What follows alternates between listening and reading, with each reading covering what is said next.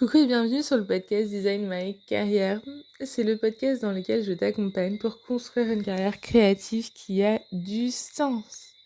Aujourd'hui, on parle de revenus. Quelles sont les sources de revenus des designers engagés? Lorsque j'ai débuté ma carrière, je pensais en fait qu'il n'y avait qu'une seule façon d'exercer le métier. Et en plus de ça, je pensais que globalement, il y avait une façon ou deux d'être rémunéré, genre l'enseignement et le fait faire des missions ou d'être salarié. J'étais tellement loin du compte. Alors j'espère que ce podcast pourrait t'aider à y voir plus clair et je te partage aussi plein de tips et d'anecdotes sur chacune de ces sources de revenus. Quand tu es designer engagé et que tu veux avoir plusieurs sources de revenus, c'est pas toujours évident de savoir en fait vers lesquelles se tourner. Cela dépend aussi de l'impact que tu souhaites avoir et aussi du niveau de stabilité. Certaines sources de revenus sont plus fluctuantes tandis que d'autres sont plus pérennes. Et si on sortait du flou? Voici les modèles aussi que je vois souvent et que je vais te partager. Il y en a au total 6.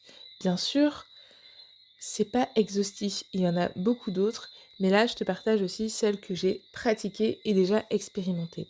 La mission de terrain. Tout simplement, tu fais du design de service public, tu vas faire des ateliers de co-création, de l'accompagnement de collectifs ou de collectivités. Donc c'est assez simple en fait sur le principe, c'est que tu fais des missions par exemple en tant que freelance ou en étant salarié pour une structure. C'est souvent aussi la source principale des entrepreneurs et aussi des salariés. Si tu es à ton compte, il faut aussi voir que tu vas avoir des variations de revenus selon les mois. Parce que par exemple, si tu fais une mission à moins de 40 000 euros, en fait, tu vas pas être payé tout de suite, même si la mission commence en septembre. Tu seras payé, par exemple, à la livraison du livrable ou à un moment défini dans le contrat. Sauf que du coup, tu peux peut-être passer, 2 mois, 3 mois sans être payé. Donc ça nécessite d'avoir une bonne trésorerie pour ne pas se retrouver en difficulté. Donc c'est vraiment le fameux, fonds de roulement.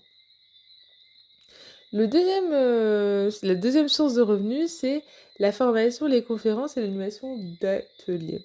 Par exemple, tu transmets ce que tu sais des affaires à d'autres personnes. Ça peut être le design thinking, ça peut être la facilitation, la posture professionnelle. Là, vraiment, il faut envisager que tu es bourré de compétences et que tu peux du coup transmettre et former des personnes. Donc n'hésite surtout pas en fait à explorer à 360 ton profil, ta posture et ce que tu peux proposer. Donc ça, c'est aussi quelque chose que je trouve, on va dire, c'est pas assez simple, c'est pas le bon terme, mais c'est facile à mobiliser. C'est que si ton expertise elle est bien mise en avant, bien valorisée et claire, et du coup c'est assez simple que les gens te sollicitent pour être par exemple intervenante sur du design fiction.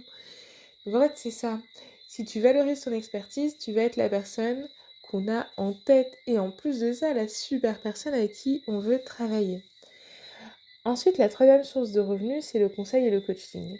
Par exemple, tu interviens plus à la place, mais tu accompagnes en fait les équipes à monter en compétences. Tu vas les accompagner pour pratiquer leur métier expérimenté. C'est aussi une formule qui est beaucoup plus scalable et qui peut en fait à la fois être sur du one shot ou sur plusieurs mois. Si c'est bien posé, ça peut vraiment devenir ton activité principale. C'est un peu aussi ce que je fais avec Design et Collectivité, qui est le blog et le média. Parce qu'en fait, du coup, ça t'aide en fait à développer en parallèle en fait ton activité mission, une activité d'enseignement, de capitalisation et de transmission. En fait, pour moi, les missions, le conseil coaching et la formation vont très très bien de pair ensemble. C'est vraiment un écosystème qui est super à mettre en place. Pareil aussi sur le coaching et cette partie accompagnement et empowerment des équipes nécessite quand même que tu sois au clair sur tes compétences, ton expertise, que tu te sentes légitime et que tu identifies surtout un type de client auprès duquel en fait tu veux vendre et proposer des accompagnements. Parce qu'en fait, tu pourrais proposer des accompagnements à beaucoup de personnes, mais certaines personnes avec qui ça va bien fonctionner, d'autres avec qui c'est pas trop ta cible. Donc c'est important en fait le travail sur le persona, notamment persona client. La quatrième étape, Et source de revenus, surtout, c'est la production de contenu et d'œuvres de l'esprit. Par exemple, comme je te disais, il y a le blog, tu peux créer des newsletters, des e-books, des podcasts, des réseaux sociaux, tu as les livres, tu as les articles aussi de recherche. C'est tous les contenus que tu produis pour lesquels tu peux être rémunéré. Dedans, on peut par exemple aussi caler en douceur, par exemple l'affiliation, si ça concerne en fait tes propres contenus également. C'est pas toujours très rémunérateur à court terme. Je précise que c'est vraiment une démarche de long terme à mettre en place, mais c'est très puissant pour aussi se créer des opportunités professionnelles et accroître ton personal branding. Parce que du coup, tu as en fait un contenu, une ressource que tu peux partager, rediffuser à d'autres personnes.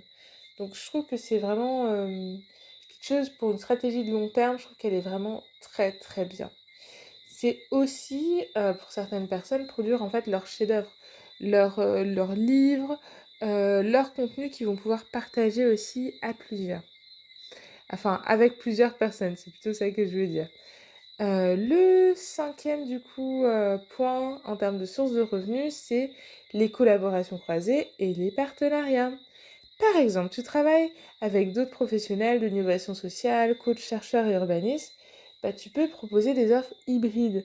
Tu peux aussi rejoindre leur collectif pour répondre à des appels à projets, des missions avec eux. C'est top aussi pour ceux et celles qui cherchent à apporter plus de valeur et à travailler en collectif. Ça te permet en fait, plutôt que d'avoir, par exemple, si tu te constitues et perçois ton entreprise comme un solo business, bah, au lieu d'avoir un solo business, ça t'aide à avoir plutôt un format collectif pour étendre aussi le potentiel que vous pouvez faire. Donc je t'invite assez vite, en tout cas si tu veux entreprendre, à développer des partenariats avec différents types de structures, aussi bien d'autres entreprises, des écoles, des institutions publiques. Comme ça, tu peux vraiment travailler avec elles sur le long terme. C'est ça qui est intéressant avec la collaboration croisée et les partenariats. Enfin, on arrive sur un de mes préférés, c'est les side projects, qui sont en fait les projets personnels. C'est assez simple. À partir d'une de tes passions, tu vas développer un produit ou un service. Par exemple, un carnet, des jeux de cartes, des méthodes, des modèles par exemple pour Notion, des outils pour créer des cercles de pairs. Et en fait, ça va te permettre de te créer un revenu complémentaire ou semi-passif qui est aligné avec ton expertise. Parce que tout l'enjeu, c'est que tu développes des sources de revenus qui renforcent ton expertise et du coup, il faut que ça soit lié avec ça. Une petite précision aussi, c'est que par exemple, ton side project peut rejoindre aussi ton œuvre de l'esprit. Ça peut être aussi ça. La différence aussi, c'est que le side project, il peut être aussi plus gros et plus conséquent. C'est pas généralement juste un e-book. Ça peut être par exemple une petite plateforme d'accompagnement ou une petite application. L'idée, c'est de doser entre le temps que ça te prend, mais aussi la valeur que ça apporte. Pour moi, avoir plusieurs sources de revenus, ce n'est pas se disperser. C'est vraiment construire un écosystème professionnel qui te ressemble et qui est durable. Est-ce que toi, tu vois par exemple d'autres sources de revenus? Est-ce que tu as déjà identifié une stratégie de diversification? Aussi pour l'anecdote, ce qui m'a fait me rendre compte que c'était important de développer différentes sources de revenus, c'est que j'aime beaucoup en fait les podcasts qui parlent aussi de finances et sur l'économie. Et à un moment, la personne disait que zéro, c'était trop proche de un. Donc zéro source de revenus, c'est trop proche de une source de revenus. Et du coup, je me suis dit, ah mais oui, c'est vrai. Si, par exemple, du jour au lendemain, tu as envie de quitter ton travail, on en parlait justement dans le podcast précédent sur le fait que parfois, c'est pas en fait le métier le problème et la façon dont tu l'exerces. Bah, ça va te prendre beaucoup plus de temps parce que tu n'auras pas une autre source de revenus pour payer par exemple tes dépenses. Tu devras forcément retrouver très vite un travail, ce qui peut en fait te mettre dans une situation de stress ou d'utiliser en fait ton épargne de sécurité pour pallier au moment où tu ne touches plus de revenus. Donc en fait, ça génère quand même de l'anxiété et du stress si tu as une seule source de revenus et que cette source de revenus est potentiellement fluctuante ou n'est pas pérenne dans le temps.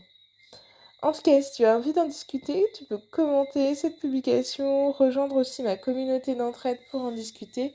Et j'ai hâte de poursuivre l'exploration des carrières des designers. Donc n'hésite pas si tu as aussi des sujets à me partager. Je te remercie et je te souhaite vraiment le meilleur pour ta carrière et de développer au moins 3 sources de revenus pour être hyper stable.